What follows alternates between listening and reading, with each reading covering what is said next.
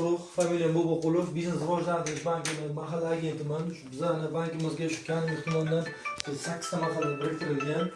Xo'p, mahallada nima tadbirkorchilik qilmoqchi bo'lsangiz, biz o'zimizga biriktirilgan banklar o'sha mahallalardan faqat tadbirkorchilik uchun beriladi. Masalan, chorvachilik uchun, asalarichilik uchun, xizmat ko'rsatish sohasida, keyin mana parranda degan bor, birovlar qilsagan bo'ladi, tuxum yo'nalishida ham bor. Bu kreditlar hammasi maqsadli ishlatiladi, faqat tadbirkorchilik qilish uchun. Buning uchun bizga nima kerak bo'ladi? O'zini o'zi band qilgan shaxslarga beramiz. Bizning har xil paketlarimiz bor. Mahallada biznes, to'marta biznesi bor. Keyin mahallada tadbirkorlik, business woman degan paketlarimiz bor.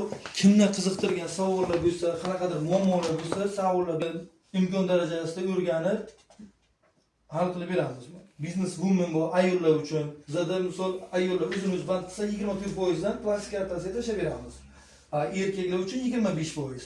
Bundan shu o'zini o'zi band qilgan bo'lish kerak. O'sha davlat soliqdan ro'yxatdan o'tgan bo'lish kerak. Kimni qanaqa muammo qiziqtirgan savollar bo'lsa, bersanglar bo'ladi.